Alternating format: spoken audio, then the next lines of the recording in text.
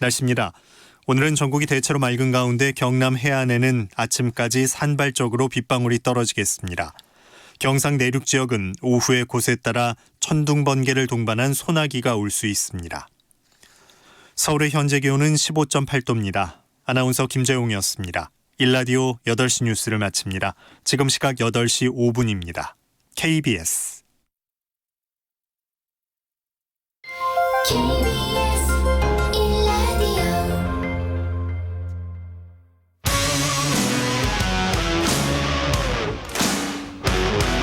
탐사보도 전문 기자 김경래 최강 시사.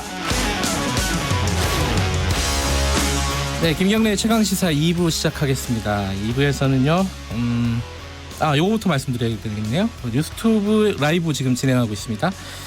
유튜브나 구글에서 KBS 일라디오 검색하시고 실시간 보시면은 제 얼굴은 중요하지 않고 지금부터 모실 분의 얼굴을 보실 수 있습니다. 누구나 다 이렇게 얘기합니다. 지금 사법농단 사태라고도 얘기하고요. 이 사태의 시작이었고요. 사실상 지금도 이 사태에서 중요한 역할을 하고 계신 분입니다. 지금은 전 판사라고 불러드려야 될 것 같습니다. 얼마 전에 사표를 내시고 공익 변호사로 활동을 시작을 하셨습니다. 이탄희 전 판사님 모셨습니다. 안녕하세요. 네, 안녕하세요. 굉장히 모시고 싶었는데 네, 다른 데만 나가시고 여기 잘 안 오시더라고요. 예, 지금 사실은 이탄희 판사님을 모시면은 대부분 그게 17년이죠? 네. 예, 그 사태가 벌어진 이제 처음에 사표 내고 이 사법농단 사태가 막 이제 시작될 시점 2017년 초 여기서부터 얘기를 출발을 합니다. 그죠? 그 당시에 어떻게 그런 결정을 내리셨는지 그 이후에 사태가 어떻게 진행이 됐는지 그 얘기는 맨 뒤로 좀 돌리고요. 네. 많이 하셨을 거니까 네. 현안부터 바로 들어가겠습니다. 그러시죠. 최근에 뭐 이 사법부 관련된 얘기들 할 얘기가 굉장히 많습니다. 몇 가지 그 얘기부터 저는 여쭤보고 싶어요. 일단은 네. 2017년도에 부당한 어떤 지시를 받고 판사들 뒷조사라는 지시를 받고 사표를 내셨어요. 네. 그리고 그게 시차가 좀 있지만 기사가 나고 사법농단 사태가 출발을 했습니다. 사실 정점을 맞은 거는 제가 생각할 때는 뭐 아직도 이제 많이 남아 있지만은 양승태 전 대법원장이 이제 검찰의 포토라인에 쓰지 않고 대법원 앞에서 이제 골목 성명을 낭독할 때였습니다. 그때 심정이 어떠셨는지 간단하게 듣고 출발을 해보죠. 뭐 만감이 교차했죠. 사실 네. 뭐 예측할 수 없는 상황이었던 거고요. 네. 2년 전에 처음에 이 일을 시작할 때는 제가 여러 번 밝혔지만 네. 제 명예를 지킨다는 생각으로 사직서를 냈던 거거든요. 예. 제가 이제 한 10년 넘게 이제 판사로서 생활을 하면서 가지고 있던 생각들이라던가 뭐 이제 제가 쌓은 제 나름대로의 어떤 명예가 있었는데 네. 뭐 남들이 이 일을 알게 되건 뭐 모르던 어쨌든 내가 이 일에 가담하는 것 자체로 제 명예가 훼손된다라고 생각했기 때문에 제 명예를 지키려고 시작한 일이었는데 그 이후에 네. 전혀 이제 제가 예측했던 범위를 넘어서는 그 사건이 쭉 진행이 돼서 결과적으로 여기까지 왔구나 하는 생각이 드니까 만감이 교차하더라고요. 그 판사로서 네. 판사들의 수장, 사법부의 수장이 검찰 조사를 받는 거가 물론 이제 정의 실현을 위해서는 겪어야 될 과정이긴 하지만은 뭐랄까요? 네, 이 사법부가 이렇게 무너지는 거 아니냐 이런 걱정 같은 건 안 드셨습니까 혹시?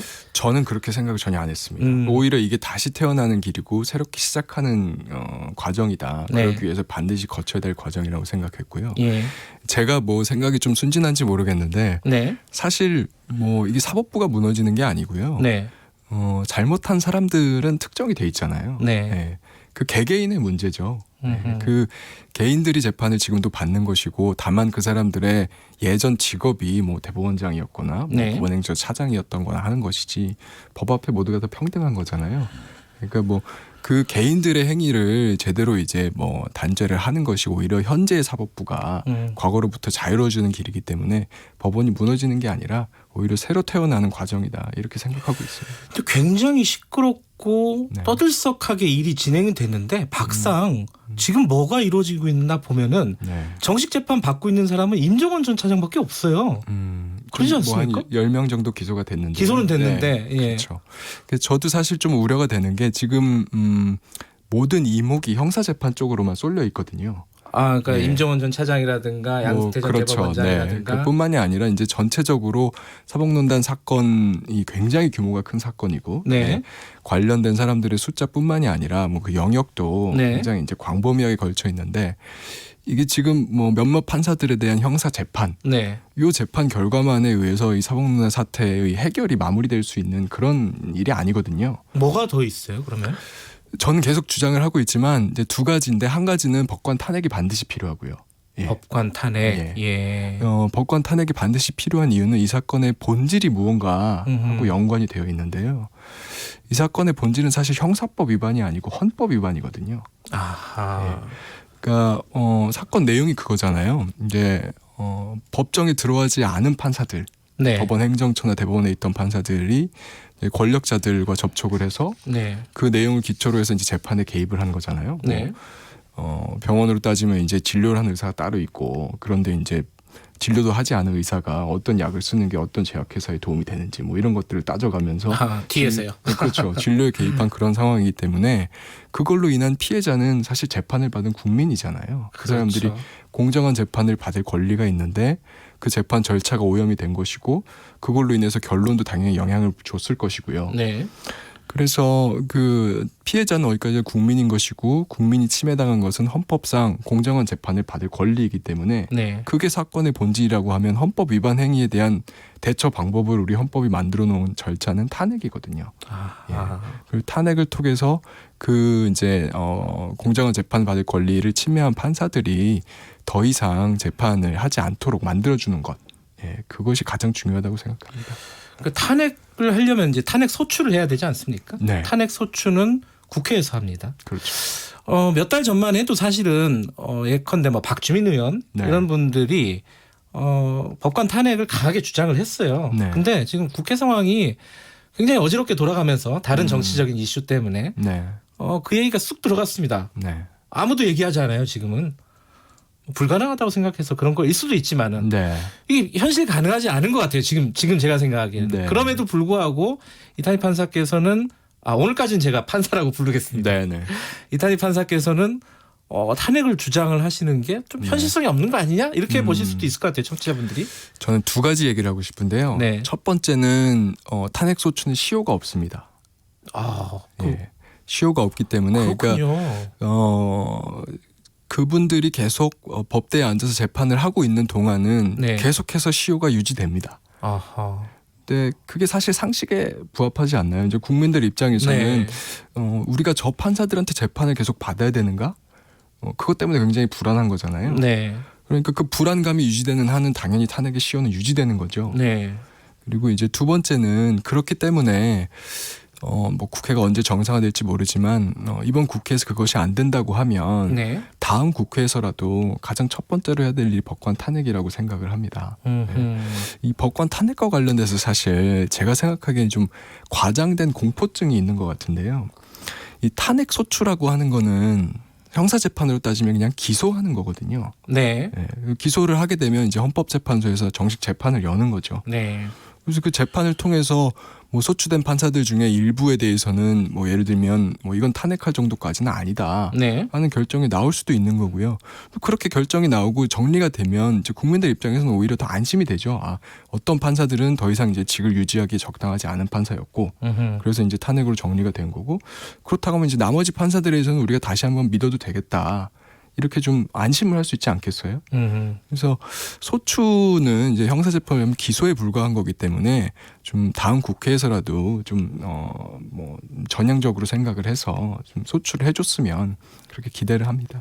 판사직을 그만둔 사람들 예컨대 뭐 네. 양승태 전 대법원장 이런 네. 사람들은 그 형사 재판을 받아야겠지만 현직에 있는 사람들 말씀하시는 거죠. 탄핵을. 그렇죠. 그렇죠. 네. 근데 대부분 지금 뭐 기소가 된 사람들도 마찬가지고요. 네. 판사들이 다 무죄를 주장하고 있습니다. 네. 무죄를 주장하고 있고 뭐 일부 뭐 예를 들어 박병대, 고영환 이런 전 대법관도 구속도 안 됐어요, 사실. 네. 근데 어느 수준에서 그러니까 탄핵을 한다면은 물론 지금 뭐 몇 명이다 얘기할 수는 없겠지만은 어느 수준에서 범위를 정해야 되는지 그리고 아까 뭐 어떤 사람은 탄핵이 되고 어떤 사람은 탄핵이 안 될 것이다라고 하셨지만은 네. 그래도 탄핵이 될 사람들을 소출해야 되지 않겠습니까? 그렇죠. 네. 그런 것들이 굉장히 좀 어려운 거 아닌가 작업이 네. 어떻게 보십니까? 뭐 이제 범위를 정할 때 당연히 논란이 있을 수 있겠죠. 네. 근데 저는 그것도 이게 시효 제한이 없기 때문에 한 번에 반드시 다 소출을 해야 된다. 아하. 그럴 필요도 없거든요. 네. 그러니까 그 당시에 정치 제 세력이 합의할 수 있는 사람들에 대해서 최소한으로 먼저 하고 네. 만약에 정말 안 되면 한 단 3명이라도 소출을 하게 되면 헌법재판소에서 결정을 하면서 기준을 설치를 할 거예요. 그래서 이 정도 행위에 이른 것은 탄핵 사유가 되고 네. 뭐 이 정도에 미치지 못한 것은 탄핵 사유가 안 된다. 네. 기준이 제시가 될 테니까 그러면 그때는 이제 헌법재판소에 의해서 이미 선언이 된 기준에 맞추어서 나머지 판사들에 대해서 소추 여부를 결정을 하면 네. 쉽게 해결될 수 있습니다. 네. 뭐 탄핵에 앞서서요. 네. 또 한 가지 좀 짚어야 될 게 지금 징계 문제입니다. 네. 지금 검찰에서 연루된 법관들 명단을 법원에 넘겼어요. 그렇죠. 그게 네. 뭐 66명입니다. 이번에 넘긴 게. 네. 그중에 지금 10명을 징계를 회부를 했다고 지금 발표를 했어요. 네. 적당한 수준이라고 보십니까? 어떻습니까? 판사로서. 적당한 수준이 절대 아니죠. 예. 그리고 저는 개인적으로 사실 네. 이번에 좀 굉장히 실망했어요. 제가 이제 사직서를 제출한 게 1월이니까 네. 4개월 전인데 당시에도 이제 가장 많이 받았던 질문 중에 하나가 이제 현 대법원 리더십에 대해서 어떻게 평가하느냐. 김영수 대법원장을 비롯한. 예, 그렇죠. 그래서 근데 저는 그때 대답을 했던 게 대법원장이 지난 5월에 이미 징계 네. 절차를 최대한 신속하게 하겠다라고 이야기했던 것이 지난해 있었고, 5월이요. 예. 이미 그랬고 또 지금 신임 법원행정처장도 과거와 반드시 단절해야 된다라고 이야기를 했었기 때문에 네. 뭐 좀 말한 것을 지켜보자라는 입장이었거든요. 네. 근데 제가 이제 사직하고 좀 쉬면서 국외 여행을 장기간 다녀왔는데 네. 이게 비사실 통보가 되고 나서 한참 시간이 지났는데 전혀 이게 진행이 안 되는 거예요. 그래서 굉장히 좀 의아하게 생각하고 있었고 그런 와중에 지금 이제 결과가 이렇게 나오니까 개인적으로 좀 사실 좀 이해가 잘 안 돼요. 네. 그 부분 여쭤보고 싶은데요. 이 명단을 뭐 네. 이렇게 수수께끼 퍼즐 맞히듯이 누군지 이제 이름을 기자들이 막 맞추기 시작하거든요. 네. 근데 좀 이름 좀 공개를 하지. 네. 이게 뭐 법관 정도면 공인 아닌가라는 네. 생각도 들고 어떻게 보십니까 그거는? 전 당연히 공개해야 된다고 생각하고요. 이름요? 예, 이거 비율을 하자면 이제 법관이 전체 3,000명인데 네. 66명이잖아요. 그럼 네. 뭐 비율이 굉장히 적다라고 생각할 수도 있는데 뭐 커다란 정수기에 우리가 오염된 물 한 컵 넣는다고 하면 그 물을 누가 마시고 싶어요? 사실 그렇지 않잖아요. 그렇죠. 버려야죠 다. 네. 그러니까 이거는 반드시 분리를 해줘야 되는 것이고요. 예. 이 66명을 익명화해서 3,000명성을 섞어버림으로써 네. 결국은 이 문제의 사법 신뢰라는 측면에서 문제를 굉장히 키우고 있다. 좀 이렇게 생각이 듭니다. 오히려 문제를 키우고 있다. 그렇죠. 지난해 12월에 1차 징계가 있었잖아요. 네. 가장 높은 징계를 받았던 사람이 네. 6개월이었어요. 정직 네, 6개월. 맞습니다. 네. 원래 판사들 징계가 최대가 정직 1년. 1년까지밖에 안 되는 네, 거죠. 네. 6개월이면 그 안에서는 그나마 네. 좀 중징계다 이렇게 볼 수 있는 건가요? 그렇게 볼 수도 있고 또 한편으로는 네. 이것보다 더 심한 경우가 도대체 뭐가 있을 수 있느냐. 정직 1년을 안 한 이유가 뭐냐. 이렇게 비판하는 사람도 있었죠. 근데 예. 결국은 근데 그 문제도 1년이라고 하더라도 1년 뒤에는 다시 그러면 이 사람한테 재판을 우리가 받아야 되느냐 하는 네. 문제로 귀결이 되기 때문에 네. 역시 탄핵 문제로 돌아갈 수밖에 없습니다. 그런데 이 판사시니까 사실 법 조항이나 이런 부분에 대해서 굉장히 엄격하게 보시지 않겠습니까? 네. 그러니까 법원에서 네. 이 판사들의 이름을 공개하지 못하는 거는 이런 법조항 때문이다. 뭐 개인정보, 뭐 보호법, 네, 뭐 이런 네, 것들 막 네. 들잖아요. 네, 네. 뭐 정보 공개에 관한 네. 법률. 그러면 국민들 입장에서는 그런가 보다 이렇게 생각할 수밖에 없거든요. 네. 이런 해석이 맞습니까? 법원에서 이렇게 얘기하는 게. 저는 전혀 논리가 성립하지 않는다고 생각하고요. 그 이제 제가 듣기로 이제 법원행정처에서 정보공개하는 법률 9조 4호 그래서 이제 재판에 영향을 미칠 수 있는 경우에 해당한다고 해서 공개를 안 했다고 제가 예. 전에 들었는데요. 네. 조금 생각해 보시면 이게 뭐 어떤 비사실이 있는데 이게 기소된 내용하고 동일해서 그 사실의 일부에 대해서 징계를 하는 과정에서 뭐 인정이 안 됐다. 네. 이런 게 이제 밝혀지면 판사한테 좀 영향이 있을 수 있겠지만 지금 이건 명단이거든요. 네. 행위의 내용이 아니라 명단 자체 66명 누가 비사실 통보가 됐는지 이걸 공개하는 게 재판에 무슨 영향이 있겠어요. 그냥 이름뿐인데요. 네. 논리가 성립하지 않는 얘기입니다.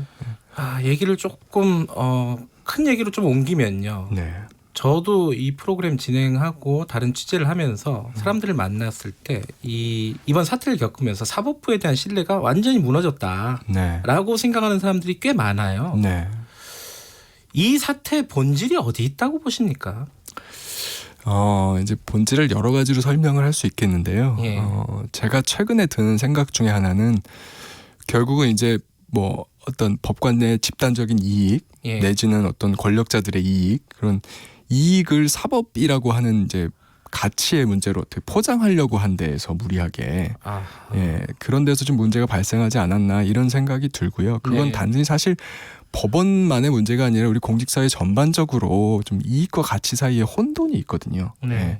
근데 그게 아주 이제 극단적으로 이 사건에서 드러난 거라고 생각이 들고 재밌는 건 우리가 유럽을 보면 네. 프랑스 같은 나라는 이제 고위 법관들이 그 어떤 법관들의 어떤 신분상의 어떤 이익 이런 것들을 이제 법이라는 이름으로 포장을 하다가 아주 뭐 체제가 정말 붕괴돼 버리는 그런 역사적인 경험들이 있거든요. 그래요? 예를 들어서 뭐 프랑스 시민혁명 같은 경우를 보면 그때 이제 루이 16세가 귀족들도 네. 시민들처럼 세금을 내라라고 하니까 그 당시 이제 파리 고등법원의 판사들이 이제 법복 귀족이라고 해서 신분상으로 귀족들이잖아요.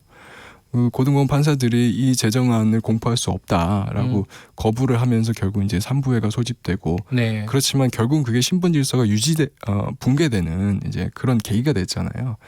그런 이제 역사적 경험들이 있기 때문에 이 이익이라고 하는 것과 가치라고 하는 걸 혼동하면 안 된다. 네. 그런 것들을 이제 가치로 이익을 가치로 이제 포장을 했다가 그것들이 이제 국민들의 분노를 사게 되면 어떤 결과가 벌어지는지 이런 걸 역사적으로 경험을 가지고 있는데 우리는 아무래도 이제 그런 경험이 좀 부족하다 보니까 아직까지 좀 이런 문화가 많이 남아있지 않나 생각이 들고 오히려 이번 기회에 이걸 좀 우리가 깊이 있게 성찰을 해서 좀 환골탈태했으면 좋겠어요. 그게 이제 사실은 이탄희 판사님은 그렇게 생각하시는지 모르겠지만은 궁금한 거는 다른 판사분들 동료분들이 많으시잖아요. 네. 친한 분들도 있고 안 친한 분들도 있겠지만은 네.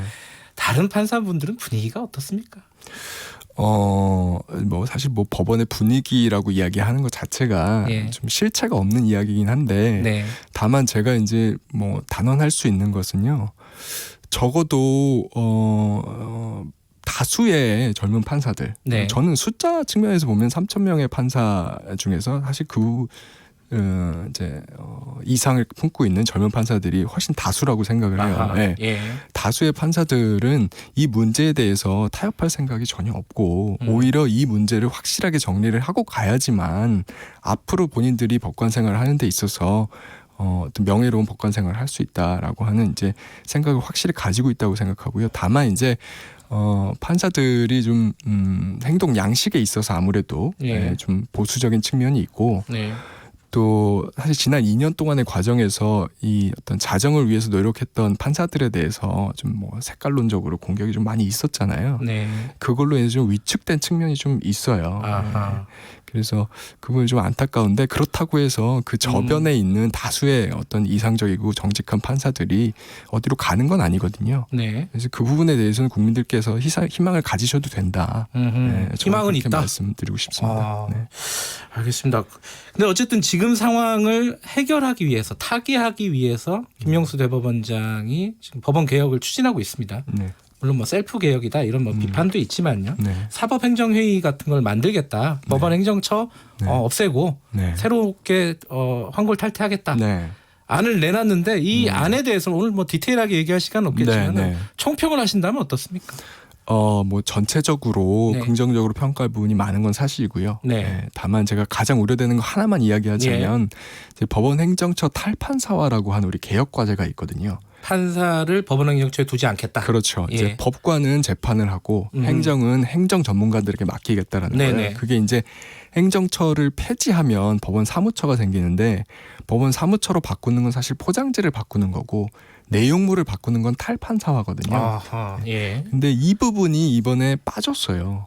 포장지만 바꿨다. 예, 그러니까 그 대법원장이 담화문을 통해서는 약속을 했는데 예. 그 법률 안에 관련된 의견을 내면서는 그 부분이 빠졌습니다. 그래서 저는 그 부분을 좀 우리가 계속 주시하고 반드시 네. 실제 법안을 통과시킬 때는 탈판사 조항을 집어넣어야 된다. 이 부분을 좀 강조하고 싶습니다. 그러니까 국회에서 논의할 때 말씀하신 네, 법원 그 이름이 뭐가 됐든 그렇죠. 판사들이 행정 조직에 관여하지 않는 방식으로 만들어야 된다. 네, 그렇습니다. 그 부분을 지금 국회에서 현실적으로 그 손을 댈 수 있을지는 정확하게 모르겠습니다. 사실은. 뭐 안 예. 되면 결국 다음 국회에서 해야 되는 건데요. 예. 예, 법권 탄핵과 마찬가지로 가장 먼저 해야 될 일 중에 하나라고 생각합니다. 사실 이제 이 오늘 여러 가지 말씀을 여쭈려고 하다 보니까 한 1시간 정도 있었으면 좋겠는데 벌써 시간들이 좀 다 되고 있는데 네. 뭐 조금 뭐랄까요? 개인적인 말씀도 좀 여쭤보고 싶어요. 이 네. 판사 그만두셨잖아요, 실제로. 그렇죠. 2017년도에 한번 사표 내시고 여기저기서 다 말리고 이래가지고 남으셨고 네. 이번에 1월달에 사표 결국 내시고 네. 지금 어디서 활동하고 계신 거죠? 지금 공익인권법재단 공감이라는 곳에서 구성원 변호사로 이제 활동을 하고 시작했습니다. 네. 돈도 많이 못 버는 데라고 제가 들었습니다. 굳이 거기를 가신 이유가 있습니까? 제가 이제 법관 생활을 오래 하면서 예. 어떤 공적 가치를 지향하는 사람이다라고 하는 좀 자부심이 있었는데 변호사가 되고 나서도 내 어떤 세속적인 이익뿐만이 아니라 네. 어떤 공적인 가치를 추구하는 활동을 하고 싶다라는 생각이 마음속에 있다 보니까 결국 이제 공감이라는 곳에 인연이 닿았고요. 이제 공익인권법재단 공감은 수임료를 받지 않고 오로지 이제 후원과 기부만으로 운영되는 단체거든요. 제가 가보고 사실 좀 놀랐어요. 이게 우리가 변호사 단체라고 하면 어느 정도 그래도 뭐 생각한 수준이 있잖아요. 저 쇼파는 있어야죠. 가죽 쇼파 정도는 있어야지. 그런 거 전혀 없고요. 생각보다 많이 좀 열악했어요. 예. 그래서 거의 변호사님들이 이제 고군분투하고 계신데 국민들께서도 관심을 가져주시면 예. 좋겠다는 생각이 들었습니다. 이건 좀 여쭤보고 싶었는데 네. 이번에 진짜 그만두실 때 아까 그랬잖아요. 그 젊은 판사들 이상을 갖고 있고 꿈을 갖고 있는 판사들이 많다. 네네. 그분들이 섭섭해하지 않았습니까? 말리지 않았습니까? 남아서 좀 역할을 해달라. 말리는 분들도 있었고요. 네. 근데 이제 저랑 가까웠던 분들일수록 네. 말리기보다는 그래 그동안 고생 많았다 예. 그런 얘기를 많이 해주셨어요. 저도 이제 그 당시에는 좀 뭐 만감이 교차했는데 지금은 좀 운명으로 받아들이고 있습니다. 말씀을 이렇게 쭉 듣다 보니까 네. 이탄희 판사님은 좀 세속적인 욕심이 원래 없는 분입니까? 그럴 리가 있습니까? 아주 있습니까? 마음속에는 항상 여러 가지 감정이 충돌하죠. 근데 중요한 거는 마지막 순간에 결정이 중요한 것 같고요. 네. 그리고 어떤 행동을 하느냐 그게 중요한 것 같습니다. 2017년도에 이 파동이 처음 시작됐을 때 이탄희 판사님이 익명으로 신문에 딱 기사가 난 적이 있습니다. 네. 법원 행정처의 기역 판사라고 네. 이분이 이런 뭐 인사 발령이 문제가 있었다 뭐 이런 기사가 났는데 그거 보시고 무섭지 않으셨어요? 그때는 이제 소위 전 이제 정권에서 이제 대통령 탄핵이 되기 전이었거든요. 예. 그때였기 때문에 이제 주변에서도 많이 걱정을 했죠. 그리고 이제